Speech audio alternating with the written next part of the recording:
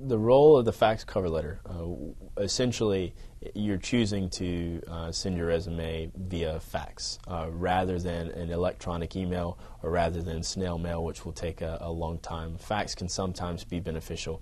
Faxing a cover letter and a resume nowadays it has died out somewhat, and it's not as common. I would suggest that if you do decide to fax a cover letter and a resume, to have the first fact sheet to be completely separate from your cover letter and your resume.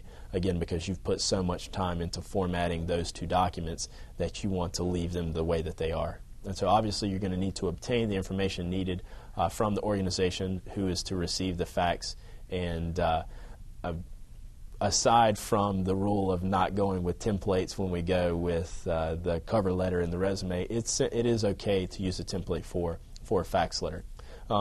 You could use it in the sense that you could look at it and go buy it and then format your own, and so then you don't run into not being creative, so to speak. But you want to just include how many enclosures are on there, and that's a benefit of using the fax cover letter, because you can actually say what documents you've included, which sometimes in the process of sending documents as attached emails or snail mail and stuff, sometimes you can lose documents along the way in an organization. It's not necessarily their fault or their responsibility. So if you choose to go that way, make sure you're indicating who you're sending it to.